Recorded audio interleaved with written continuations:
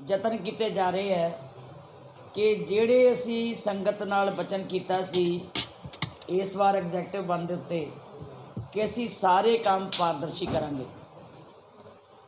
ਲਗਾਤਾਰ ਅਸੀਂ ਉਹਨਾਂ ਕੰਮਾਂ ਨੂੰ ਵੇਰਵੇ ਅਨੁਸਾਰ ਇਕੱਲੇ ਇਕੱਲੇ ਨੂੰ ਅਸੀਂ ਲੈ ਕੇ ਚੱਲਦੇ ਆ ਰਹੇ ਹਾਂ। ਮੇਰੇ ਖਿਆਲ ਬਹੁਤ ਸਾਰੇ ਕਾਰਜ ਐਸੇ ਹੈ ਜਿਨ੍ਹਾਂ ਨੂੰ ਅਸੀਂ ਤਕਰੀਬਨ ਸੰਗਤਾਂ ਦੇ ਸਾਹਮਣੇ ਬਿਲਕੁਲ ਪਾਰਦਰਸ਼ੀ ਢੰਗ ਦੇ ਨਾਲ ਪੇਸ਼ ਕੀਤੇ ਜਾ ਰਹੇ ਹੁਣ ਵੀ, ਕਿਉਂਕਿ ਸਭ ਤੋਂ ਵੱਡੀ ਸਾਡੀ ਮੁਸੀਬਤ ਸੀ ਕਿ ਜਿੰਨੇ ਸਾਡੇ ਸਕੂਲ ਕਾਲਜ ਗੁਰਦੁਆਰੇ ਹੈ ਉਹਨਾਂ ਦਾ ਇੰਟਰਨਲ ਆਡਿਟ ਜਿਹੜਾ ਉਹ ਅਸੀਂ ਕਰਾਈਏ। ਐਕਸਟਰਨਲ ਆਡਿਟ ਤੇ ਸਾਡੀ ਗੌਰਮੈਂਟ ਜਿਹੜੀ ਹੈ ਉਹ ਕਰਦੇ ਹੈ, ਪਰ ਕਈ ਵਾਰ 3 ਸਾਲ 4 ਸਾਲ ਨਹੀਂ ਕਰਦੇ ਤੇ ਅਸੀਂ ਸਮਝਦੇ ਹਾਂ ਵੀ ਉਹਦੇ ਇੱਕ ਸਟੈਂਪ ਵਾਲੀ ਗੱਲ ਹੋ ਜਾਂਦੀ ਹੈ ਕਿ ਉਹ ਕਰਕੇ ਆਉਂਦੇ 4 ਸਾਲ ਬਾਅਦ ਤੇ ਉਹ ਚਲੇ ਜਾਂਦੇ ਆ। ਉਹਦੇ ਨਾਲ ਸਾਡੀ ਸੈਟਿਸਫੈਕਸ਼ਨ ਨਹੀਂ ਸੀ। ਬਹੁਤ ਸਾਰੀਆਂ ਮੁਸ਼ਕਿਲਾਂ ਆਈਆਂ, ਜਿਸ ਤਰ੍ਹਾਂ ਕਈ ਸਟੋਰਾਂ ਦੇ ਵਿੱਚ ਕਈ ਚੀਜ਼ਾਂ ਗੈਪ ਹੋ ਜਾਂਦੀਆਂ, ਕਈ ਚੀਜ਼ਾਂ ਮਿਲਦੀਆਂ ਨਹੀਂ, ਕੋਈ ਘਾਟੇ ਵਾਧੇ ਸ਼ੋਅ ਹੁੰਦੇ ਹੈ। ਆ ਪਿੱਛੇ ਤੁਸੀਂ ਐਡੀ ਵੱਡੀ ਸਾਡੀ ਬਦਕਿਸਮਤੀ ਹੈ ਕਿ ਗੁਰੂ ਗ੍ਰੰਥ ਸਾਹਿਬ ਜੀ ਦਾ ਭਵਨ ਜਿਹੜਾ ਸੀ ਉਹਦੇ ਵਿੱਚ ਹੀ ਕਿੰਨਾ ਵੱਡਾ ਸਾਡਾ ਜਿਹੜਾ ਫਰਾਡ ਹੋ ਗਿਆ ਸੀ, ਕਿੰਨੀ ਵੱਡੀ ਗਲਤੀ ਹੋ ਗਈ ਸੀ। ਜੇ ਇਹ ਆਡਿਟ ਟਾਈਮ ਨਾਲ ਹੁੰਦਾ ਰਹਿੰਦਾ ਸ਼ਾਇਦ ਇੱਥੇ ਤੱਕ ਨੌਬਤ ਨਾ ਪਹੁੰਚਦੀ। ਇਸ ਕਰਕੇ ਅਸੀਂ ਕਿਹਾ ਸੀ ਕਿ ਹਰ ਗੁਰਦੁਆਰੇ ਦਾ, ਹਰ ਕਾਲਜ ਦਾ, ਹਰ ਸਕੂਲ ਦਾ, ਹਰ ਸੰਸਥਾ ਦਾ ਜਿਹੜਾ ਆਡਿਟ ਹੈ ਉਹ ਅਸੀਂ ਆਪ ਕਰਾਵਾਂਗੇ। ਫਿਰ ਅਸੀਂ ਸੈਂਟਰਲਾਈਜ਼ ਨਹੀਂ ਕੀਤਾ ਇਹਨੂੰ, ਬਿਲਕੁਲ ਬੈਂਕਾਂ ਦੀ ਤਰ੍ਹਾਂ, ਜਿੱਦਾਂ ਬੈਂਕਾਂ ਦੇ ਡੀਸੈਂਟਰਲਾਈਜ਼ ਆਡਿਟ ਹੁੰਦੇ ਹੈ ਉਸ ਤਰਜ਼ ਦੇ ਉੱਤੇ ਅਸੀਂ ਕੰਮ ਸ਼ੁਰੂ ਕਰਨ ਲੱਗੇ। ਇਹਦੇ ਲਈ ਅਸੀਂ ਤਕਰੀਬਨ 24-25 ਕੰਪਨੀਆਂ ਜਿਹੜੀਆਂ ਉਹ ਅਸੀਂ ਲਈਆਂ। ਹਰ ਜ਼ਿਲ੍ਹੇ ਦੇ ਵਿੱਚ ਕੰਪਨੀ ਘੱਟੋ ਘੱਟ ਇੱਕ ਕੰਪਨੀ ਲਾਈ ਹੈ ਜਿਹੜੀ ਸਾਰੇ ਸਕੂਲਾਂ ਕਾਲਜਾਂ ਅਤੇ ਜਿਹੜੇ ਗੁਰਦੁਆਰੇ ਹੈ ਸੰਬੰਧਿਤ ਜਿਹੜਾ ਡਿਸਟ੍ਰਿਕਟ ਹੈ ਉਹ ਉਹਨਾਂ ਨੂੰ ਦੇਖੇਗਾ। ਔਰ ਉਹਦੇ ਵਿੱਚ ਜਿਹੜੀਆਂ ਸਾਨੂੰ ਹਰ 10 ਤਰੀਕ ਨੂੰ ਮਹੀਨੇ ਦੀ 10 ਤਰੀਕ ਨੂੰ ਸਾਰੀ ਰਿਪੋਰਟ ਜਿਹੜੀ ਹੈ ਇੱਥੇ ਪੇਸ਼ ਕਰਿਆ ਕਰੇਗਾ, ਜਿਹੜਾ ਹੈੱਡ ਆਫਿਸ ਦੇ ਵਿੱਚ ਆਏਗੀ। ਜਿਹੜਾ ਵੀ ਕੋਈ ਕਿਸੇ ਵੇਲੇ ਵੀ ਕੋਈ ਫਰਾਡ ਹੋਵੇ ਉਹਨੂੰ ਤੁਰੰਤ ਹੈੱਡ ਆਫਿਸ ਦੇ ਵਿੱਚ ਇਨਫੋਰਮ ਕਰੇਗਾ। ਸ਼ਰਤਾਂ ਉਹਨਾਂ ਦੀਆਂ ਬੜੀਆਂ ਸਖਤ ਲਾਈਆਂ ਗਈਆਂ। ਸ਼ਰਤਾਂ ਦੇ ਵਿੱਚ ਬਹੁਤ ਸਾਰੀਆਂ ਨੇ, ਮੈਂ ਥੋੜ੍ਹੀਆਂ ਜਿਹੜੀਆਂ ਮੇਨ ਹੈ ਉਹ ਦੱਸਾਂਗੀ ਕਿ ਜਿਹੜੀਆਂ ਚੈੱਕ ਕੀਤੀਆਂ ਗਈਆਂ ਕੈਸ਼ ਬੁੱਕ ਦੀਆਂ ਰਸੀਦਾਂ, ਵਾਊਚਰ ਅਤੇ ਟਰਾਂਸਫਰ ਵਾਊਚਰਾਂ ਦੀ ਨੰਬਰ, ਭਾਵ ਜਿਸ ਨੰਬਰ ਤੋਂ ਸ਼ੁਰੂ ਹੋਣਗੇ ਅਤੇ ਅੰਤਲਾ ਨੰਬਰ ਜਿਹੜਾ ਹੈ ਉਹ ਸਾਨੂੰ ਤਰੀਕ ਅਨੁਸਾਰ ਰਿਪੋਰਟ ਕਰੇਗਾ। ਸਟਾਕ ਰਜਿਸਟਰ ਜਿਵੇਂ ਕਿ ਲੰਗਰ, ਸਟੋਰ, ਜਨਰਲ ਇਮਾਰਤੀ, ਬਿਜਲੀ, ਪਸ਼ੂ ਧਨ, ਗੁਰਮਤਿ ਲਿਟਰੇਚਰ ਆਦਿ ਵਿਭਾਗ ਦੀਆਂ ਲੈਜ਼ਰਾਂ ਮਹੀਨੇਵਾਰ ਤਸਦੀਕ ਕੀਤੀਆਂ ਜਾਣਗੀਆਂ। ਸਕੂਲਾਂ, ਕਾਲਜਾਂ ਅਤੇ ਗੁਰਦੁਆਰਾ ਸਾਹਿਬਾਨਾਂ ਦੇ ਮਹੀਨੇਵਾਰ ਚਿੱਠੇ ਅਕਾਊਂਟੈਂਟ ਵੱਲੋਂ ਤਿਆਰ ਕਰਵਾ ਕੇ ਗੁਰਦੁਆਰਾ ਸਾਹਿਬ ਦੇ ਮੈਨੇਜਰ, ਸਕੂਲਾਂ ਕਾਲਜਾਂ ਦੇ ਮੁਖੀਆਂ ਵੱਲੋਂ ਤਸਦੀਕ ਕਰਵਾ ਕੇ ਫਿਰ ਜਿਹੜਾ ਯਕੀਨੀ ਬਣਵਾ ਕੇ ਜਮ੍ਹਾਂ ਕਰਵਾਇਆ ਜਾਵੇ। ਦਫ਼ਤਰ ਵੱਲੋਂ ਚੱਲ ਰਹੀਆਂ ਗੱਡੀਆਂ ਨੂੰ ਦਫ਼ਤਰੀ ਆਰਡਰ ਅਤੇ ਲਾਗ ਬੁੱਕ ਅਨੁਸਾਰ ਚੈੱਕ ਕੀਤਾ ਜਾਵੇ ਅਤੇ ਮਾਈਲੇਜ ਵੀ ਚੈੱਕ ਕੀਤੀ ਜਾਵੇ ਅਤੇ ਲਾਗ ਬੁੱਕਾਂ ਨੂੰ ਤਸਦੀਕ ਕੀਤਾ ਜਾਵੇ। ਜਿਹੜਾ ਸਾਡਾ CA ਹੋਏਗਾ ਉਹ ਇਹਨਾਂ ਸਾਰਿਆਂ ਨੂੰ ਆਪ ਤਸਦੀਕ ਕਰੇਗਾ। ਫਿਰ ਸਕੂਲਾਂ, ਕਾਲਜਾਂ ਅਤੇ ਗੁਰਦੁਆਰਿਆਂ ਨਾਲ ਸੰਬੰਧਿਤ ਸਾਰੇ ਬਿੱਲ ਨੂੰ ਚੈੱਕ ਕਰਨ ਉਪਰੰਤ ਬਿੱਲਾਂ ਨੂੰ ਮੋਹਰ ਲਗਾ ਕੇ ਤਸਦੀਕ ਕੀਤਾ ਜਾਵੇ। ਕਿਸੇ ਵੀ ਬੈਂਕ ਅਤੇ ਕਿਸੇ ਹੋਰ ਸੰਸਥਾ ਵੱਲੋਂ ਜੇਕਰ ਕਿਸੇ ਸਕੂਲ, ਕਾਲਜ ਦਾ ਕਾਲਜ ਜਾਂ ਗੁਰਦੁਆਰੇ ਦੇ ਇਤਲਾਹ ਦਫ਼ਤਰ ਵਿਖੇ ਭੇਜਣੀ ਅਤੇ TDS ਗੁਰਦੁਆਰਾ ਸਾਹਿਬ ਦਾ FDR ਉੱਪਰ TDS ਕੱਟਿਆ ਜਾਂਦਾ ਹੈ ਤਾਂ ਕੱਟੇ ਹੋਏ TDS ਦੀ ਇਤਲਾਹ ਦਫ਼ਤਰ ਵਿਖੇ ਭੇਜਣੀ ਹੈ ਤਾਂ TDS ਵਾਪਸ ਲੈਣ ਦੀ ਜਾਣਕਾਰੀ ਤੁਰੰਤ ਕਰਨੀ ਲਾਜ਼ਮੀ ਹੋਵੇਗੀ। ਸਾਡਾ TDS ਕੱਟਿਆ ਜਾਂਦਾ ਸੀ, ਉਹ ਅਸੀਂ ਨੂੰ ਕਿਹਾ ਕਿ ਇਹ ਹੁਣ ਆਡਿਟ ਜਿਹੜਾ ਸਾਡਾ CA ਹੈ ਉਹ ਸਾਨੂੰ ਤੁਰੰਤ ਦੱਸੇਗਾ ਕਿ ਵੀ ਕੋਈ ਬੈਂਕ ਵਾਲੇ ਨੇ ਸਾਡਾ TDS ਤਾਂ ਨਹੀਂ ਕੱਟਿਆ, ਅਤੇ ਉਹ ਇਤਲਾਹ ਉਹਨਾਂ ਨੂੰ ਤੁਰੰਤ ਕਰਨੀ ਪਵੇਗੀ, ਨਹੀਂ ਤਾਂ ਉਹ ਜਿਹੜਾ CA ਹੋਏਗਾ ਉਹਨਾਂ ਦੇ ਉੱਤੇ ਬਕਾਇਦਾ ਐਕਸ਼ਨ ਲਿਆ ਜਾਏਗਾ। ਇੱਕ ਹੈ ਕਿ ਮੈਨੇਜਰ, ਪ੍ਰਿੰਸੀਪਲ ਸਾਹਿਬ ਵੱਲੋਂ ਆਪਣੇ ਅਧਿਕਾਰਾਂ ਦੀ ਵਿੱਚ ਆਪਣੀ ਹਾਜ਼ਰੀ ਵਿੱਚ ਕੀਤੇ ਖਰਚ ਅਤੇ ਆਪਣੇ ਅਧਿਕਾਰਾਂ ਦੇ ਖਰਚ ਦਫ਼ਤਰ ਸ਼੍ਰੋਮਣੀ ਕਮੇਟੀ ਸ੍ਰੀ ਅੰਮ੍ਰਿਤਸਰ ਸਾਹਿਬ ਦੇ ਨੁਮਾਇੰਦੇ ਦੀ ਹਾਜ਼ਰੀ ਵਿੱਚ ਕੀਤੇ ਗਏ ਖਰਚਿਆਂ ਦੇ ਅਲੱਗ-ਅਲੱਗ ਵੇਰਵੇ ਦਿੱਤੇ ਜਾਣਗੇ। ਨਹੀਂ ਦੂਜੇ ਕਮੇਟੀ ਵੱਲੋਂ ਕੀਤੇ ਜਾਂਦੇ ਉਹ ਸਾਰੇ ਖਰਚੇ ਜਿਹੜੇ ਆ ਉਹਨਾਂ ਦੇ ਵੇਰਵੇ ਅਲੱਗ-ਅਲੱਗ ਸਾਨੂੰ ਭੇਜੇ ਜਾਣਗੇ। ਖਰੀਦ ਕੀਤੇ ਅਤੇ ਚੜ੍ਹਤ ਵਿੱਚ ਆਏ ਸਮਾਨ ਦੀ ਅਲੱਗ-ਅਲੱਗ ਰਜਿਸਟਰਾਂ ਵਿੱਚ ਐਂਟਰੀ ਹੋਣ ਤੋਂ ਬਾਅਦ ਅਲੱਗ-ਅਲੱਗ ਲਿਸਟ ਬਣਾਈ ਜਾਵੇ ਅਤੇ ਮੈਨੇਜਰ ਪਾਸੋਂ ਤਸਦੀਕ ਕਰਵਾਈ ਜਾਵੇ। ਏਡਡ ਸਕੂਲਾਂ ਕਾਲਜਾਂ ਵਿੱਚ ਸਟੂਡੈਂਟ ਫੰਡ ਵਿੱਚੋਂ ਕੀਤੇ ਸਾਰੇ ਖਰਚਿਆਂ ਦੀ ਲਿਸਟ ਹੋਣੀ ਲਾਜ਼ਮੀ ਹੈ। ਸਟੂਡੈਂਟ ਫੰਡ ਤੋਂ ਦੂਸਰੇ ਫੰਡਾਂ ਤੋਂ ਸਟੂਡੈਂਟ ਫੰਡ ਵਿੱਚ ਤਬਦੀਲ ਕੀਤੀ ਰਕਮ ਦੀ ਆਗਿਆ ਹੋਣੀ ਲਾਜ਼ਮੀ ਹੈ ਅਤੇ ਅੱਗੇ ਵਿੱਚ ਰਕਮ ਤਬਦੀਲ ਕਰਨ ਦਾ ਕਾਰਨ ਦੱਸਣ ਨੂੰ ਵੀ ਜ਼ਰੂਰੀ ਹੋਵੇਗਾ। ਅਸੀਂ ਕਾਲਜਾਂ ਸਕੂਲਾਂ ਦਾ ਜਿਹੜਾ ਹੋਏਗਾ ਅਕਾਊਂਟ ਚੇਂਜ ਕਰਨਾ ਤਬਦੀਲ ਕਰਨਾ ਉਹਦਾ ਕਾਰਨ ਕੀ ਹੈ ਉਹ ਵੀ ਸਾਰਾ ਕੁਝ ਦੱਸਿਆ ਜਾਏਗਾ। ਅਨਏਡਡ ਸਕੂਲਾਂ ਕਾਲਜਾਂ ਦੇ ਕੇਸ ਵਿੱਚ ਪ੍ਰਿੰਸੀਪਲ ਸਾਹਿਬਾਨ ਵੱਲੋਂ ਆਪਣੇ ਨਿੱਜੀ ਅਧਿਕਾਰਾਂ ਵਿੱਚ ਕੀਤੇ ਖਰਚਿਆਂ ਨੂੰ ਬਣਾਈ ਗਈ ਲਿਸਟ ਨੂੰ ਤਸਦੀਕ ਕੀਤਾ ਜਾਵੇ। ਹਰ ਬਿੱਲ ਦੀ ਆਗਿਆ ਹੋਣੀ ਜ਼ਰੂਰੀ ਹੈ, ਇਸ ਦੀ ਤਸਦੀਕ ਕੀਤੀ ਜਾਵੇ। ਸੋ ਇਹ ਜਿਹੜੀਆਂ ਚੀਜ਼ਾਂ ਨੇ ਹੋਰ ਵੀ ਬੜੇ ਕੰਡੀਸ਼ਨ ਅਸੀਂ ਲਾ ਕੇ ਉਹਨੂੰ ਭੇਜੀਆਂ ਜਿਹਦੇ ਵਿੱਚ ਸਾਡੇ ਨਾਲ ਇਹ ਜਿਹੜਾ ਕੰਮ ਹੈ ਸੀਏ ਵੱਲੋਂ ਇਹ ਬੜਾ ਪਾਰਦਰਸ਼ੀ ਹੋਏਗਾ। ਸੋ ਇਹ ਅਸੀਂ ਡੀਸੈਂਟਰਲਾਈਜ਼ ਕਿਉਂ ਕੀਤਾ? ਡੀਸੈਂਟਰਲਾਈਜ਼ ਦਾ ਮਤਲਬ ਹੈ ਕਿ ਇੱਕੋ ਅੱਗੇ ਅਸੀਂ ਕੰਪਨੀ ਰੱਖੀ ਸੀ ਇੱਥੇ ਹੈੱਡ ਆਫਿਸ ਵਿੱਚ ਸੀ, ਉਹ ਕੰਪਨੀ ਨੇ ਸਾਨੂੰ ਧੋਖਾ ਦਿੱਤਾ, ਆਡਿਟ ਵੀ ਨਹੀਂ ਕੀਤਾ, ਨਾ ਕੋਈ ਹਿਸਾਬ ਕਿਤਾਬ ਰੱਖਿਆ। ਉਹਦੇ ਕਰਕੇ ਹੀ ਜਿਹੜਾ ਉਹ ਸਾਡਾ ਨੁਕਸਾਨ ਬੜਾ ਵੱਡਾ ਹੋ ਗਿਆ। ਜਦੋਂ ਕਿਸੇ ਚੀਜ਼ ਦਾ ਟਾਈਮ ਨਾਲ ਆਡਿਟ ਨਾ ਹੋਵੇ ਸਾਡੇ ਸਾਰੇ ਜਿਹੜੇ ਕਾਰਜ ਹੈ ਉਹ ਸਾਰੇ ਨੁਕਸ ਵਿੱਚ ਆ ਜਾਂਦੇ। ਸੋ ਮੈਂ ਸਮਝਦੀ ਹਾਂ ਕਿ ਇਹਦੇ ਨਾਲ ਸਾਨੂੰ ਬੜੀ ਐਫੀਸ਼ੀਐਂਸੀ ਮਿਲੇਗੀ। ਸਾਡਾ ਡੀਸੈਂਟਰਲਾਈਜ਼ ਜਦੋਂ ਸਾਰਾ ਕਾਰਜ ਹੋ ਜਾਏਗਾ। CAC ਵੱਖ-ਵੱਖ ਕੰਪਨੀਆਂ ਲਾਤੀਆਂ ਬੜੇ ਐਫੀਸ਼ੀਐਂਟ, ਬਕਾਇਦਾ ਉਹਨਾਂ ਦੀ ਇੰਟਰਵਿਊ ਲਈ ਹੈ, ਸਾਡੀ ਕਮੇਟੀ ਬੈਠੀ ਸੀ, ਉਹਨਾਂ ਨੇ ਇੰਟਰਵਿਊ ਕੀਤੀ ਹੈ। ਸਾਰੇ ਜੋ ਵੀ ਹਰ ਜ਼ਿਲ੍ਹੇ ਦੇ ਵਿੱਚ ਵਰਕਲੋਡ ਦੇ ਅਨੁਸਾਰ, ਜੇ ਅੰਮ੍ਰਿਤਸਰ ਹੈ ਅੰਮ੍ਰਿਤਸਰ 'ਚ 4 ਵੀ ਹੋ ਸਕਦੇ ਹੈ, 5 ਵੀ ਹੋ ਸਕਦੇ, ਕਿਉਂਕਿ ਇੱਥੇ ਵਰਕਲੋਡ ਬਹੁਤ ਹੈ। ਇੱਥੇ ਗੁਰਦੁਆਰੇ ਵੀ ਬਹੁਤ ਹੈ, ਇੱਥੇ ਸਕੂਲ ਕਾਲਜ ਵੀ ਬਹੁਤ ਹੈ, ਇੱਥੇ ਸਾਰੀ ਇੰਟਰਨਲ ਵੀ ਸਾਰਾ ਕੰਮ ਹੈ। ਸੋ ਵੱਖ-ਵੱਖ ਜਿੱਥੇ ਕਪੂਰਥਲਾ ਘੱਟ ਹੈ, ਜਲੰਧਰ ਘੱਟ ਹੈ, ਇਸ ਢੰਗ ਦੇ ਨਾਲ ਸਾਡਾ ਉਹ ਲੋਡ ਜਿਹੜਾ ਉਹ ਵੱਧ ਘੱਟ ਹੋ ਸਕਦਾ। ਸੋ ਇਸੇ ਤਰ੍ਹਾਂ ਜਿਹੜੀ ਇਹਨਾਂ ਦੀ ਜਿਹੜੀ ਪਿੱਛੇ ਸੀ ਤੁਸੀਂ ਹੁਣ ਕਹੋਗੇ ਕਿ ਪੇਮੈਂਟ ਕਿੰਨੀ ਕੁ ਦੇਣੀ ਹੈ, ਕਿਉਂਕਿ 25-24 ਕੰਪਨੀਆਂ ਨੇ, ਉਹਨੂੰ ਅਕਸਰ ਆਪਾਂ ਕੁਝ ਨਾ ਕੁਝ ਪੇਮੈਂਟ ਵੀ ਦੇਣੀ ਹੈ। ਉਹ ਜਿਹੜੀ ਪਿਛਲੇ ਸਮੇਂ ਸੀ ਉਦੋਂ ਅਸੀਂ ਦਿੰਦੇ ਸੀ 1 ਕਰੋੜ 4 ਲੱਖ ਰੁਪਏ ਇੱਕੋ ਕੰਪਨੀ ਲੈਂਦੀ ਸੀ 1 ਕਰੋੜ 4 ਲੱਖ ਰੁਪਏ ਪਲੱਸ 12 ਲੱਖ ਰੁਪਏ GST। ਉਹ ਸਾਡਾ ਹੁਣ ਇਹ ਹੋ ਗਿਆ ਕਿ ਅਸੀਂ ਡੀਸੈਂਟਰਲਾਈਜ਼ ਕਰ ਦਿੱਤਾ। ਇੱਕ ਤੇ ਜੇ ਇੱਕ ਥਾਂ ਦੇ ਉੱਤੇ ਕੋਈ ਡਿਫੈਕਟ ਪੈ ਗਏ, ਇੱਕ ਬੰਦਾ ਗਲਤ ਕੰਮ ਕਰਦਾ, ਉਹ ਫਿਰ ਸਾਰਾ ਨਾ ਸਾਡਾ ਕੋਈ ਉਹਦੇ 'ਤੇ ਅਸਰ ਪਵੇ। ਜਦੋਂ ਅਸੀਂ ਇੱਕ ਨੂੰ ਕਰਾਂਗੇ ਉਸੇ ਵੇਲੇ ਉੱਤੇ ਐਕਸ਼ਨ ਲੈ ਲਾਂਗੇ, ਉਹਨੂੰ ਦੇਖ ਲਾਂਗੇ, ਦੁਬਾਰਾ ਰੀਚੈਕਿੰਗ ਹੋ ਜਾਏਗੀ। ਪਰ ਜੇ ਇੱਕੋ ਆਡੀਟਰ ਹੈ, ਇੱਕੋ ਕੰਪਨੀ ਹੈ, ਉਹ ਸਾਰਿਆਂ ਨੂੰ ਨਹੀਂ ਦੇਖ ਸਕਦੀ, ਆਡਿਟ ਨਹੀਂ ਕਰ ਸਕਦੀ, ਸਾਡਾ ਸਾਰਾ ਢਾਂਚਾ ਹੀ ਖਰਾਬ ਹੋ ਜਾਂਦਾ। ਇਸ ਕਰਕੇ ਅਸੀਂ ਇਹ ਮਹਿਸੂਸ ਕੀਤਾ ਕਿ ਇੱਕ ਕੰਪਨੀ ਦੀ ਬਜਾਏ ਡੀਸੈਂਟਰਲਾਈਜ਼ ਕਰਕੇ ਬੈਂਕਾਂ ਦੀ ਤਰਜ਼ ਦੇ ਉੱਤੇ ਪਹਿਲੇ ਹਰ ਜ਼ਿਲ੍ਹੇ ਦੇ ਵਿੱਚ ਵੱਖਰੇ CA ਲਾਏ ਜਾਣ। ਔਰ ਤੁਸੀਂ ਹੈਰਾਨ ਹੋਵੋਗੇ ਵੀ ਇੰਨੀ ਮਿਹਨਤ ਕੀਤੀ ਹੈ, ਇੰਨਾ ਵਧੀਆ ਢੰਗ ਦੇ ਨਾਲ ਸਾਡੇ ਮੈਂਬਰ ਸਾਹਿਬਾਨਾਂ ਨੇ ਟੀਮ ਬਣਾਈ ਸੀ। ਜਦ ਸਾਡੇ ਇਸ ਵੇਲੇ ਕੰਮ ਕਰ ਰਹੇ ਸਾਡੇ CA ਸਾਹਿਬ ਆਡੀਟਰ, ਉਹਨਾਂ ਨੇ ਬੜੀ ਵਧੀਆ ਢੰਗ ਦੇ ਨਾਲ ਇੰਟਰਵਿਊ ਲਈ ਔਰ ਇਸ ਵੇਲੇ ਉਹਨਾਂ ਦਾ ਸਿਰਫ ਅਸੀਂ ਸਾਰੇ ਸਾਲ ਦੇ ਵਿੱਚ 49 ਲੱਖ ਰੁਪਏ ਇੱਕ ਸਾਲ ਦਾ ਦੇਣਾ। ਇਹ ਸਾਰਿਆਂ ਦਾ ਕੰਮ ਕਰਾਉਣ ਲਈ ਅਸੀਂ ਕੇਵਲ 49 ਲੱਖ ਰੁਪਇਆ, ਚਲੋ ਮੈਕਸੀਮਮ ਜੇ ਕਿਤੇ ਸਾਨੂੰ ਲੋੜ ਪੈ ਗਈ ਹੋਰ ਕੰਪਨੀ ਦੀ 50 ਲੱਖ ਹੋ ਜਾਏਗਾ। ਸੋ ਇਹ 49 ਲੱਖ ਰੁਪਏ ਵਿੱਚ ਅਸੀਂ ਸਾਰੀਆਂ ਕੰਪਨੀਆਂ ਜਿਹੜੀਆਂ 24-25 ਰੱਖੀਆਂ, 24 ਇਹ 49 ਲੱਖ ਰੁਪਇਆ ਅਸੀਂ ਉਹਨੂੰ ਦੇਵਾਂਗੇ। ਸੋ ਇਹਦੇ ਨਾਲ ਸਾਡਾ ਇੱਕ ਤਾਂ ਇਕਨੋਮਿਕਲੀ ਵੀ ਅਸੀਂ ਅੱਗੇ ਨਾਲੋਂ ਸੇਫ ਹੋਏ ਹਾਂ, ਅਸੀਂ ਬੱਚਤ ਕੀਤੀ ਹੈ। ਇੱਕ ਅਸੀਂ ਸਾਡਾ ਜਿਹੜਾ ਕੰਮ ਡੀਸੈਂਟਰਲਾਈਜ਼ਡ ਹੋ ਗਿਆ ਵੱਖ-ਵੱਖ, ਉਹਦੇ ਨਾਲ ਸਾਡਾ ਵਧੀਆ ਚੱਲੇਗਾ। ਗੌਰਮੈਂਟ ਜਿਹੜੀ ਹੈ ਆਡਿਟ ਵੱਖਰਾ ਕਰਦੀ ਹੈ, ਉਹਦੇ ਨਾ ਕਰਨ ਕਰਕੇ 3-3 4-4 ਸਾਲ ਸਾਡਾ ਨੁਕਸਾਨ ਹੋ ਜਾਂਦਾ। ਸੋ ਇੱਕ ਜਿਹੜੀ ਗੱਲ ਸੀ ਇੱਕ ਹੋਰ ਬੜੀ ਸਾਡੇ ਵਾਸਤੇ ਜੋ ਇਸ ਵੇਲੇ ਹਾਲਾਤ ਨੇ, ਕੋਵਿਡ-19 ਦਾ ਬਹੁਤ ਜ਼ੋਰ ਪੈ ਗਿਆ। ਅਸੀਂ ਕਿਉਂਕਿ ਵਾਹਿਗੁਰੂ ਦੀ ਕਿਰਪਾ ਨਾਲ ਸਾਡਾ ਗੁਰੂ ਰਾਮਦਾਸ ਹਸਪਤਾਲ ਬਾਬਾ ਸ਼ਹੀਦ ਬਾਬਾ ਦੀਪ ਸਿੰਘ ਜੀ ਵਾਲੇ ਪੂਰਾ ਅਸੀਂ ਗੁਰੂ ਪਾਤਸ਼ਾਹ ਦੀ ਕਿਰਪਾ ਦੇ ਨਾਲ ਅਸੀਂ ਸਮਰਪਿਤ ਕਰ ਦਿੱਤਾ ਇਸ ਨੂੰ ਕੋਵਿਡ-19 ਨੂੰ।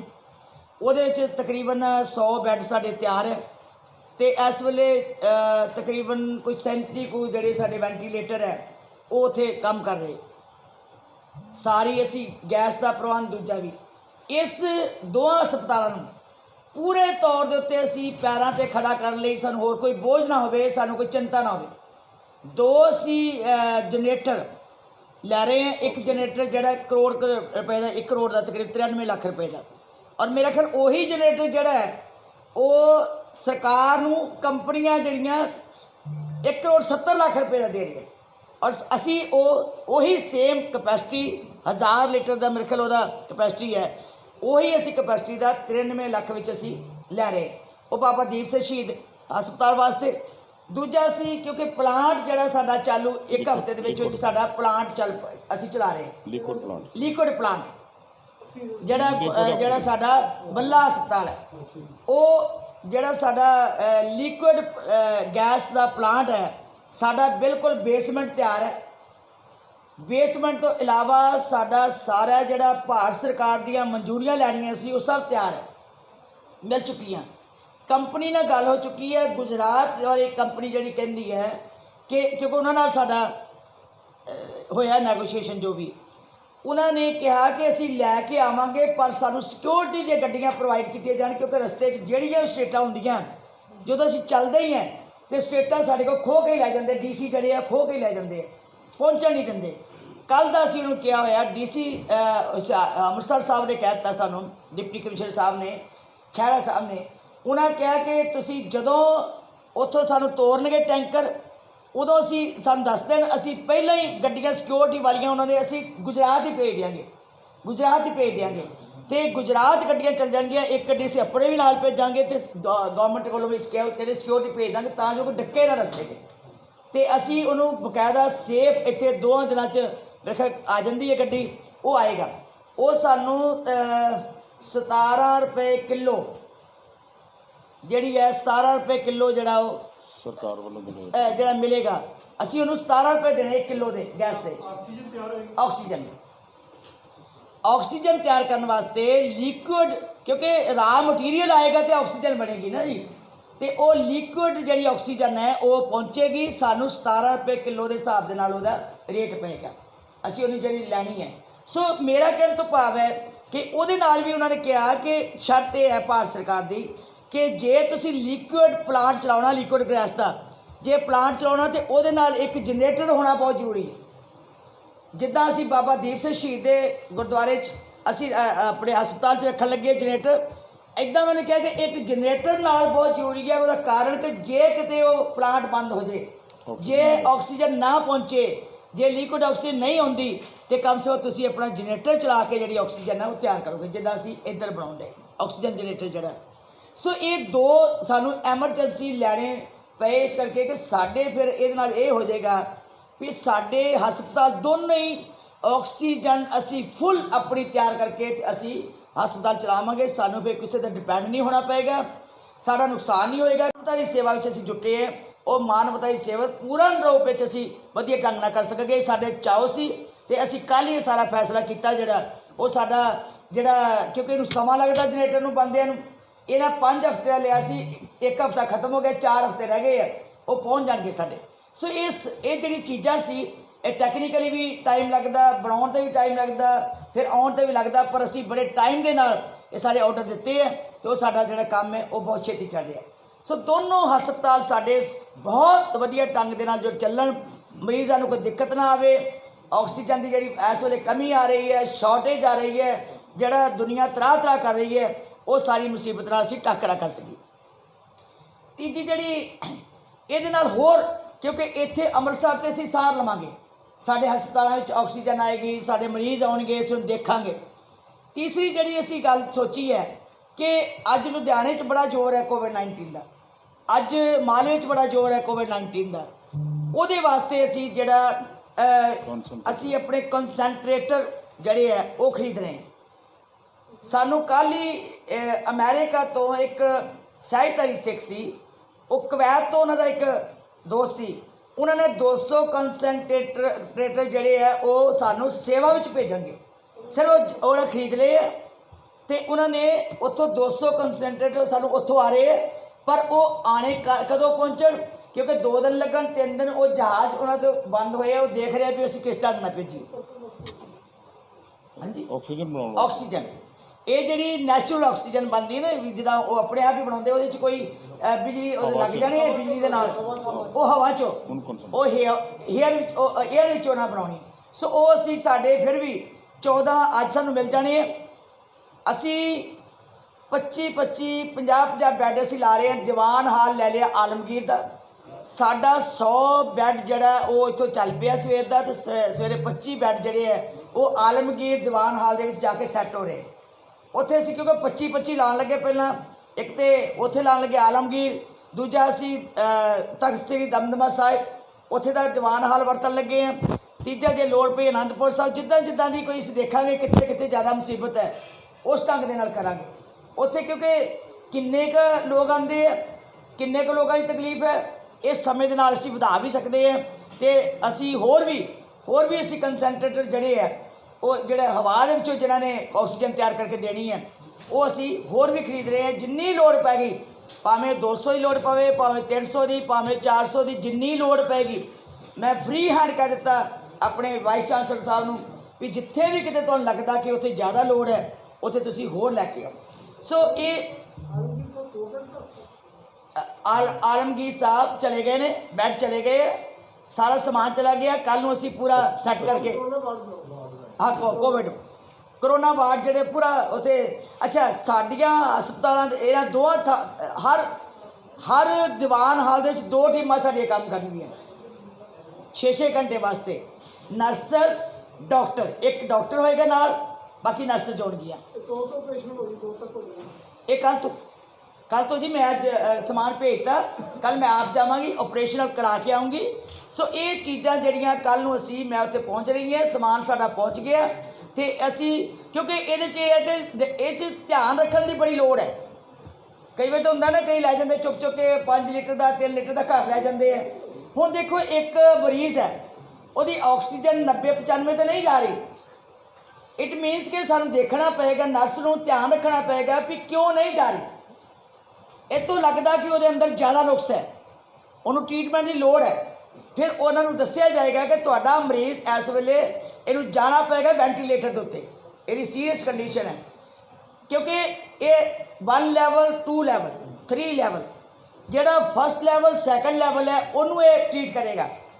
ये जी मदद है केवल फर्स्ट सैकेंड लैवल तक हो सकती है जी असी बाहर करनी है पर जो सैकेंड लैवल तो नहीं वो सिक्योर हो रहा है नहीं वो 95 ते 90 ते जा रही फिर इट मीनस कि उन्होंने वेंटीलेटर की लोड़ है वो ज़्यादा नुक्स है फिर वो सीरीयस कंडीशन है वो ही देखी जा सकती जे लागे डॉक्टर हो जे लागे नर्स हो जे उन्होंने ऑक्सीजन देखनी है कितनी इस वे लोड़ है घट लोड़ है वध लोड़ है बंद करनी है कि अगे देनी है इन्हों हॉस्पिटल भेजना है वो फिर लागे एक एंबूलेंस होएगी एंबूलेंस होणगियां जिस भी मरीज़ को कोई लोड़ पई उन्होंने जेड़े हस्पताल चो कहण उत्थे पहुँचा के असीं आवांगे हस्पताल पहुँचाओ उत्थे असीं पहुँचा के आवांगे। तीजी जदों लागे वाशरूम लाए जो तैयार किए है और जो वाशरूम जाना तुहानूं पता ही है 3 लीटर का 5 लीटर का वो नाल लैके गए सारे साडे कोलों गैस सिलेंडर नाल लै गए उन्होंने नाल लैके जाना उन्होंने वो नाल लगे लगे ले जाएंगे। सो सारी ध्यान रख के कि असी ऐ नहीं कि घरां च लै जाओ जी ये लग गया ऑक्सीजन लंगर लग गया चुक लो जाके ला के फिर वापस दे जो नहीं जब तक असी अपनी सुपरविजन च नहीं इलाज करते वो इलाज सही नहीं हो सकता। सो फर्स्ट सैकेंड लैवल तक इलाज सुपरविजन च करना बहुत जरूरी है। तो मैं सारे थावां दे उत्ते डॉक्टर दी टीमां कल दी बुला दित्तियां कल बैठे सी साडे कोल सीनियर प्रधान साहब भी सारे तो डॉक्टर सदे सी वाइस चांसलर डीनस अं सद के सारिया मीटिंगां कर लईआं वो सारा जड़ा प्रबंध कर दिता गया। तो एक होर वैक्सीनेशन जी है वो इंजैक्शन तुसीं ये देख लो पहला 250 रुपए का सी तां भी असीं फ्री किया 400 का आया तां भी असीं फ्री किया 600 का आया तां भी फ्री किया 800 का सारा लगातार वैक्सीनेशन जी की जा रही है जो वैक्सीन दी जा रही है वो सारी श्रोमणी गुरुद्वारा प्रबंधक कमेटी वालों फ्री की जा रही है। सो ये चीज़ां जड़ियाँ अज सेवा का मानवता की सेवा करनी साडा फर्ज है और मुढ़ले फर्ज को पहचानते हुए कि अज दुनिया या साडा पंजाब के लोग मुसीबत फसे है असी इन्हों किद्दां हल करना है। मेरा ख्याल है कि श्रोमणी गुरुद्वारा प्रबंधक कमेटी इस गल की जिम्मेवारी समझती है तो लगातार असी हुण आने वाले समय असी इन्हों थां ते जिथे लोड़ पेगी जे जलंधरों आवाज़ आती है असी जलंधर भी जावांगे कोई वड्डे शहरों चलावांगे कोशिश करांगे वड्डे शहरों वो फिर उत्थे जा सकते हैं। सो जिथे जिथे ज़्यादा मुसीबत है ਉੱਥੇ ਜਾ ਕੇ ਅਸੀਂ ਸੇਵਾ ਕਰਾਂਗੇ। ਇੱਕ ਹੁਣੇ ਮੈਨੂੰ ਦੱਸ ਰਹੇ ਸੀ ਤੁਸੀਂ ਪੱਤਰਕਾਰਾਂ ਨੇ ਪੁੱਛਿਆ ਕਿ ਪਟਨਾ ਸਾਹਿਬ ਗੁਰਦੁਆਰੇ ਦੇ ਵਿੱਚ ਉੱਥੇ ਕੋਈ ਥ੍ਰੈਟ ਆਈ ਹੈ ਕਿਸੇ ਦੀ ਕਿ ਇਹਨੂੰ ਅਸੀਂ ਉਡਾ ਦੇਣਾ।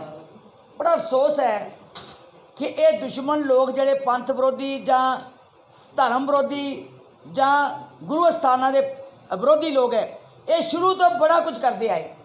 ਕਿਉਂਕਿ ਗੁਰਧਾਮਾਂ ਦੀ ਜਿਹੜੀ ਸੇਵਾ ਹੈ ਜਾਂ ਇੱਥੋਂ ਜਿਹੜੇ ਕਾਰਜ ਹੋ ਰਹੇ ਹੈ, ਕਿਤੇ ਲੰਗਰਾਂ ਦੀ ਸੇਵਾ ਚੱਲਦੀ ਹੈ, ਕਿਤੇ ਗੁਰਮਤਿ ਦੇ ਪ੍ਰਚਾਰ ਪ੍ਰਸਾਰ ਕੀਤਾ ਜਾਂਦਾ, ਕਿਤੇ ਮਾਨਵਤਾ ਦੀ ਸੇਵਾ ਕੀਤੀ ਜਾਂਦੀ ਹੈ। ਕਿਸੇ ਹੱਦ ਤੱਕ ਮੈਨੂੰ ਲੱਗਦਾ ਹੈ ਕਿ ਇਹਨਾਂ ਲੋਕਾਂ ਨੂੰ ਪਚਦਾ ਨਹੀਂ ਜਿਹੜੇ ਇਹ ਲੋਕ ਗੱਲਾਂ ਇਹੋ ਜਿਹੀਆਂ ਗੱਲਾਂ ਕਰਕੇ ਭੇਜਦੇ ਆ। ਇਹ ਸਿਰਫ ਇੱਕ ਡਰਾਵੇ ਪਾਉਣਾ ਚਾਹੁੰਦੇ ਹੈ, ਇਹ ਲੋਕਾਂ 'ਚ ਦਹਿਸ਼ਤ ਪਾਉਣਾ ਚਾਹੁੰਦੇ ਹੈ। ਜਿਨ੍ਹਾਂ ਨੇ ਅੱਜ ਤੱਕ ਹਮਲੇ ਕੀਤੇ ਆ, ਕੋਈ ਲਾ ਲਓ ਤੁਸੀਂ, ਅਹਿਮਦ ਸ਼ਾਹ ਅਬਦਾਲੀ ਵਰਗੇ, ਇਹ ਗੁਰਦੁਆਰਿਆਂ ਨੂੰ ਕੋਈ ਨੁਕਸਾਨ ਨਹੀਂ ਕਰ ਸਕੇ। ਇੱਥੇ ਤੁਹਾਡੇ ਸਾਹਮਣੇ ਜਿਉਂਦੀ ਤਸਵੀਰ ਹੈ, ਮਿਸਾਲ ਹੈ ਕਿ ਪਿੱਛੇ 84 ਦੇ ਵਿੱਚ ਜੇ ਇੱਥੇ ਹਮਲਾ ਕੀਤਾ ਸੀ, ਮੁੜ ਕੇ ਕੋਈ ਅੱਜ ਤੱਕ ਉੱਠ ਨਹੀਂ ਸਕਿਆ, ਨਾ ਕੋਈ ਇੱਥੇ ਬਚ ਸਕਿਆ। ਗੁਰਧਾਮਾਂ ਦੇ ਉੱਤੇ ਹਮਲਾ ਕਰਨ ਵਾਲੇ ਉਹ ਪਾਪੀ ਲੋਕ ਕਦੀ ਬਚੇ ਨਹੀਂ, ਔਰ ਜੋ ਥ੍ਰੈਟ ਕਰਦੇ ਆ ਉਹ ਕਰਨ ਜੋਗੇ ਨਹੀਂ ਹੁੰਦੇ। ਉਹਨਾਂ ਲੋਕਾਂ ਨੇ ਕੇਵਲ ਦਹਿਸ਼ਤ ਪਾਉਣੀ ਹੁੰਦੀ ਹੈ, ਲੋਕਾਂ ਨੂੰ ਡਰਾਵੇ ਦੇਣੇ ਹੁੰਦੇ ਆ, ਅਤੇ ਇਹ ਘਬਰਾ ਗਏ। ਇਹ ਲੋਕ ਘਬਰਾਏ ਪਏ ਆ ਕਿ ਇੱਥੋਂ ਐਡੀ ਮਾਨਵਤਾ ਦੀ ਸੇਵਾ ਹੁੰਦੀ ਹੈ।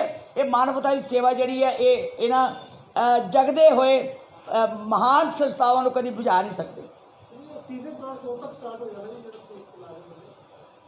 ਇਹ ਇੱਕ ਹਫ਼ਤੇ ਦੇ ਵਿੱਚ ਬਸ ਉਹ ਲਿਆਉਣ ਦੀ ਦੇਰ ਹੈ ਉੱਥੋਂ ਗੁਜਰਾਤ ਤੋਂ, ਕਿਉਂਕਿ ਸਿਕਿਉਰਿਟੀ ਸ਼ਿਕਾਇਤ ਤਾਂ ਕੱਲ੍ਹ ਦੇ ਲੱਗੇ ਹੋਏ ਸੀ। ਡਾਕਟਰ ਸਾਹਿਬ ਨੂੰ ਮੈਂ ਕਿਹਾ ਹੋਇਆ ਕੱਲ੍ਹ ਦੇ ਲੱਗੇ। ਹੁਣ ਮੈਂ ਪੁੱਛਦੀ ਹਾਂ ਇਹਨਾਂ ਨੂੰ ਵੀ ਉਹ ਚੱਲ ਪਿਆ ਕਿ ਕਿੱਦਾਂ ਹੋਣਾ।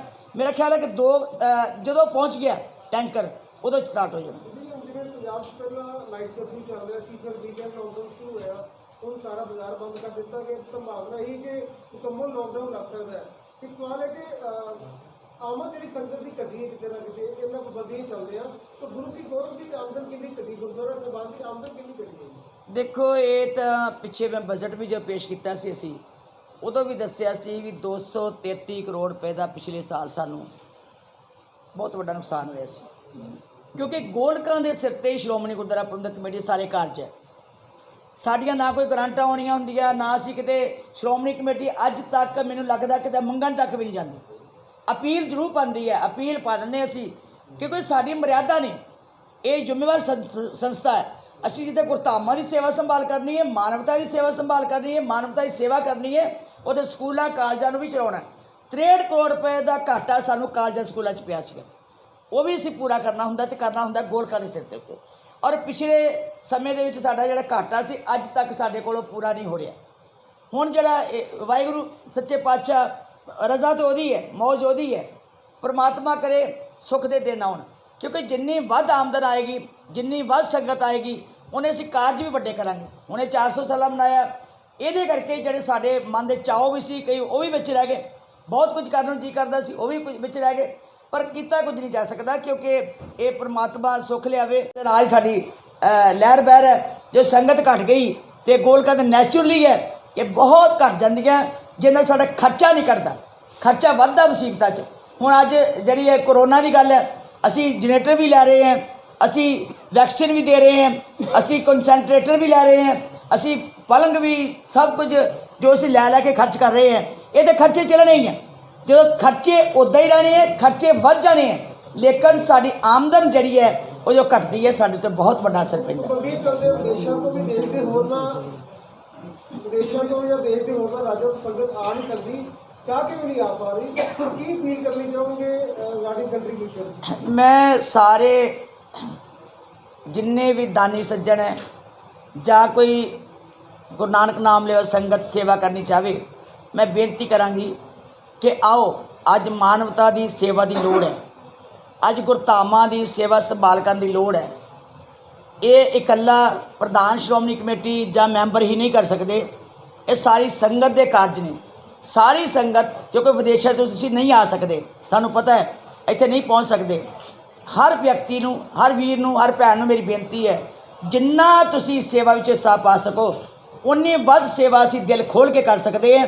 ਜੇ ਤੁਸੀਂ ਚਾਹੁੰਦੇ ਹੋ ਕਿ ਮਾਨਵਤਾ ਦੀ ਸੇਵਾ ਇਹ ਸੰਸਥਾ ਜਿਹੜੀ ਹੈ ਇਹ ਵੱਧ ਚੜ੍ਹ ਕੇ ਕਰੇ, ਇਹ ਤੁਹਾਡੇ ਨਾਲ ਵੀ ਸਾਡਾ ਸਹਿਯੋਗ ਹੋਣਾ ਚਾਹੀਦਾ। ਤੁਸੀਂ ਸਾਰੇ ਸਹਿਯੋਗ ਦਿਓ, ਇਹਦੇ ਵਿੱਚ ਜਿੰਨੀ ਵੀ ਤੁਸੀਂ ਸ਼ਰਧਾ ਦੇ ਅਨੁਸਾਰ ਆਪਣਾ ਯੋਗਦਾਨ ਪਾ ਸਕੋ ਜ਼ਰੂਰ ਪਾਓ, ਭਾਵੇਂ ਉਹ ਵੈਂਟੀਲੇਟਰ ਦੇ ਰੂਪ ਵਿੱਚ, ਭਾਵੇਂ ਉਹ ਕੰਸੈਂਟਰੇਟਰ ਦੇ ਰੂਪ ਵਿੱਚ, ਭਾਵੇਂ ਕਿਸੇ ਢੰਗ ਨਾਲ ਤੁਸੀਂ ਆ ਕੇ ਇਹਨਾਂ ਮਰੀਜ਼ਾਂ ਲਈ ਕਰੋਨਾ ਕੋਵਿਡ-19 ਦੇ ਸੰਬੰਧ ਵਿੱਚ ਕੋਈ ਢੰਗ ਦੇ ਨਾਲ ਤੁਸੀਂ ਸੇਵਾ ਪਾਣੀ ਚਾਹੁੰਦੇ ਹੋ ਤੇ ਜ਼ਰੂਰ ਪਹੁੰਚ, ਤਾਂ ਜੋ ਸਾਡੀ ਵੀ ਜਿਹੜੀ ਹੈ ਇਹ ਸੇਵਾ ਅਸੀਂ ਚੰਗੇ ਢੰਗ ਨਾਲ ਕਰ ਸਕੀਏ। ਅੱਜ ਵੀ ਇੱਥੇ ਰੇਹੜੀ ਫੜੀ ਵਾਲਿਆਂ ਵੱਲੋਂ ਪ੍ਰੋਟੈਸਟ ਕੀਤਾ ਗਿਆ ਕਿ ਸਰਕਾਰ ਬੰਦੀਆਂ ਜ਼ਰੂਰ ਲਾ ਰਹੀ ਪਰ ਦੇਖੋ ਸਰਕਾਰ ਨੂੰ ਠੀਕ ਹੈ ਕਿ ਕੋਵਿਡ-19 ਵੱਧ ਰਿਹਾ, ਅਸੀਂ ਸਹਿਮਤ ਹਾਂ ਇਸ ਗੱਲ ਨਾਲ ਵੀ ਆ ਰਹੀ ਹੈ, ਪਰ ਅਫਸੋਸ ਹੈ ਕਿ ਹੁਣ ਲੋਕ ਇਹ ਕਿੱਤਾ ਹੀ ਬੰਦ ਹੋ ਗਿਆ, ਰੇਹੜੀਆਂ ਵੀ ਚਲਾਉਣੀਆਂ ਬੰਦ ਹੋ ਗਈਆਂ, ਦੁਕਾਨਾਂ ਵੀ ਬੰਦ ਹੋ ਗਈਆਂ, ਕਾਰੋਬਾਰ ਵੀ ਬੰਦ ਹੋ ਗਏ, ਤਾਂ ਉਹ ਰੋਟੀ ਕਿੱਥੋਂ ਖਾਣਗੇ? ਇਹਦੀ ਚਿੰਤਾ ਸਭ ਨੂੰ ਹੈ। ਕਿਹਨੂੰ ਸਰਕਾਰ ਦੇਵੇਗੀ? ਜਾਂ ਸਰਕਾਰ ਜ਼ਿੰਮੇਵਾਰੀ ਲਵੇ ਕਿ ਸਰਕਾਰ ਉਹਨਾਂ ਨੂੰ ਰੋਟੀ ਤੱਕ ਪਹੁੰਚਾਵੇ ਜਾਂ ਕੋਈ ਗੱਲ ਕਰੇ। ਹੁਣ ਸਾਰੇ ਕਾਰਜ ਜੇ ਅੱਗੇ ਵੀ ਗੁਰਦੁਆਰਿਆਂ ਨੇ, ਅੱਗੇ ਵੀ ਸਿੱਖ ਸੰਸਥਾਵਾਂ ਨੇ, ਅੱਗੇ ਸਿੱਖ ਜਥੇਬੰਦੀਆਂ ਨੇ ਜਾਂ ਧਾਰਮਿਕ ਜਥੇਬੰਦੀਆਂ ਨੇ ਬਹੁਤ ਵੱਡੀ ਜ਼ਿੰਮੇਵਾਰੀ ਨਿਭਾਈ ਹੈ। ਹੁਣ ਮੈਨੂੰ ਲੱਗਦਾ ਕਿ ਹਰ ਇੱਕ ਦੇ ਉੱਤੇ ਬੋਝ ਪਿਆ ਹੋਇਆ, ਹਰ ਵਿਅਕਤੀ ਜਿਹੜਾ ਇਸ ਵੇਲੇ ਬਹੁਤ ਵੱਡੇ ਭਾਰ ਥੱਲੇ ਦੱਬਿਆ ਹੋਇਆ, ਪਰ ਫਿਰ ਵੀ ਲੋਕਾਂ 'ਚ ਦਮ ਹੈ, ਲੋਕੀ ਫਿਰ ਵੀ ਥੋੜ੍ਹੀ ਬਹੁਤੀ ਲੋੜ ਪੈਣ 'ਤੇ ਸੇਵਾ ਕਰਦੇ ਹੈ। ਜਿੱਦਾਂ ਸੰਸਥਾਵਾਂ ਹੁਣ ਇਸ ਵੇਲੇ ਕੋਵਿਡ-19 ਦੇ ਵਿੱਚ ਮੈਡੀਕਲੀ ਐਲਾਨ ਸਾਰੇ ਨੇ ਕੀਤੇ ਹੋਏ ਹੈ, ਜਿੰਨੇ ਵੀ ਕੋਈ ਵੱਧ ਤੋਂ ਵੱਧ ਕਰ ਸਕਦਾ ਕਰਨੇ ਚਾਹੀਦੇ। 5 ਰਾਜਾਂ ਦੀ ਚੋਣਾਂ 'ਚ ਭਾਜਪਾ ਦਾ ਕੋਈ ਪ੍ਰਦਰਸ਼ਨ ਵਧੀਆ ਨਹੀਂ ਹੈ। ਦੇਖੋ ਮੈਂ ਬਾਕੀਆਂ ਦੀ ਤੇ ਜਿਹੜੀ ਗੱਲ ਹੈ ਕਿ ਮੈਂ ਤੇ ਮਮਤਾ ਭੈਣ ਨੂੰ ਵਧਾਈਆਂ ਦਿੰਦੀ ਹਾਂ, ਸ਼ੇਰਾਂ ਵਾਂਗੂ ਜਿਹੜੀ ਜਿੱਤੀ ਹੈ। ਦੇਖੋ ਇਹ ਤਾਂ ਗੱਲ ਹੈ ਨਾ, ਕੱਲ੍ਹ ਮੈਂ ਉਹਦੀ ਇੰਟਰਵਿਊ ਪੜ੍ਹ ਰਹੀ ਸੀ, ਸੁਣ ਰਹੀ ਸੀ, ਮੈਨੂੰ ਗੌਰ ਹੋ ਰਿਹਾ ਸੀ ਕਿ ਇੱਕ ਔਰਤ ਐਡੀ ਵੱਡੀ ਲੀਡਰ ਹੋ ਕੇ ਕਹਿ ਰਹੀ ਹੈ ਕਿ ਮੈਂ ਚੀਫ ਮਿਨਿਸਟਰ ਵੀ ਨਹੀਂ ਤਾਂ ਮੈਂ 1 ਰੁਪਏ ਤਨਖਾਹ ਨਹੀਂ ਲਈ, ਮੈਂ ਗੱਡੀ ਆਪਣੀ ਮਰੂਤੀ ਖਰੇ 108 ਪਤਾ ਕਿਹੜੀ 800 ਉਹ ਮੇਰੀ ਗੱਡੀ ਹੈ। ਸੋ ਮੈਂ ਉਸ ਵੇਲੇ ਕਹਿ ਰਹੀ ਸੀ ਕਿ ਅਸੀਂ ਅਜੇ ਬਹੁਤ ਦੂਰ ਆ ਉੱਤੋਂ। ਉਹਨੇ ਕੋਈ ਫੈਸਿਲਿਟੀਜ਼ ਲਈਆਂ ਨਹੀਂ, ਫਿਰ ਵੀ ਦੁਨੀਆ ਵਿੱਚ ਤੀਜੀ ਵਾਰੀ 3 ਵਾਰੀ ਮੇਰੇ ਖਿਆਲ ਚੀਫ ਮਿਨਿਸਟਰ ਰਹਿਣਾ ਤੇ ਐਡੀ ਵੱਡੀ ਪਾਵਰ ਨਾਲ ਜਿੱਤਣਾ, ਐਡੀ ਸ਼ੇਰਾਂ ਵਾਂਗੂ ਰਹਿਣਾ ਤੇ ਐਡੇ ਵੱਡੇ ਧੱਕਿਆਂ ਨਾਲ ਤੇ ਐਡੀ ਵੱਡੀ ਸਰਕਾਰਾਂ ਦੇ ਨਾਲ ਵੀ ਮੁਕਾਬਲਾ ਕਰਨਾ, ਮੈਂ ਤਾਂ ਉਹਨੂੰ ਵਧਾਈ ਦਿੰਦੀ ਹਾਂ। ਵਧਾਈ ਦਿਓਗੇ ਕਿਉਂਕਿ ਬੰਗਾਲੀਆਂ ਨੇ ਮੈਂ ਕਹਿੰਦੀ ਬੰਗਾਲ ਵਾਲਿਆਂ ਨੂੰ ਵਧਾਈਆਂ ਨੇ ਕਿ ਉਹਨਾਂ ਨੇ ਸਹੀ ਸੋਚ ਆਪਣੀ ਰੱਖੀ ਹੈ। ਐਵੇਂ ਨਹੀਂ ਲਾਲਚਾ ਚਾਹੇ, ਐਵੇਂ ਨਹੀਂ ਦਹਿਸ਼ਤ ਵਿੱਚ ਆਏ, ਐਵੇਂ ਨਹੀਂ ਲੋਕਾਂ 'ਚ ਦਬਾਏ ਗਏ। ਕਈ ਦੇ ਕਰੀਬ ਜਿਹੜੇ ਸੀਏ ਦਾ ਲਾਲਚ ਹੈ ਤੇ 24 ਸੇ ਚਲੋ 23 ਮੋਦੀ ਸਾਹਿਬ ਕੋਲੋਂ 7.5 ਕਰੋੜ ਰੁਪਇਆ ਵਾਪਸ ਲੈਣਾ ਸੀ, ਉਹਦੇ ਬਾਰੇ ਅਸੀਂ ਨੋਟਿਸ ਭੇਜਿਆ ਜੀ ਅੱਗੇ ਵੀ, ਹੁਣ ਦੁਬਾਰਾ ਨੋਟਿਸ ਭੇਜ, ਕਿਉਂਕਿ 3 ਨੋਟਿਸ ਦੇਣੇ ਪੈਂਦੇ, 1 2 3 ਨੋਟਿਸ ਦੇਵਾਂਗੇ। ਇੱਕ ਚਲਾ ਗਿਆ, ਜਵਾਬ ਨਹੀਂ ਆਇਆ, ਦੂਜਾ ਅਸੀਂ ਕਹਿ ਦਿੱਤਾ ਹੋਇਆ ਨੋਟਿਸ ਭੇਜੋ, ਤੀਜਾ ਫਿਰ ਭੇਜਾਂਗੇ। ਜਦੋਂ ਨਹੀਂ ਕਰੇਗਾ ਫਿਰ ਅੱਗੇ ਤਾਂ ਕੀ ਹੈ ਜੀ, ਕੋਰਟਾਂ 'ਚ ਕੇਸ ਹੀ ਹੈ, FIR ਕਰਾਵਾਂਗੇ, ਕੋਰਟ 'ਚ ਜਾਵਾਂਗੇ, ਇਹੀ ਕਰ ਸਕਦੇ ਹਾਂ। ਮੇਰੀਆਂ ਐਡੀਆਂ ਸੋਹਣੀਆਂ ਨਾ ਕਰੋ, ਹੁਣ ਮੇਰੀਆਂ ਐਡੀਆਂ ਸੋਹਣੀਆਂ ਸੀਗੀਆਂ, ਬਸ ਕਰ ਫੇਰ ਕਰਾਂਗੇ ਸਾਰਾ ਕੁਝ ਅੱਜ ਹੀ ਕਰ ਲੈਣਾ।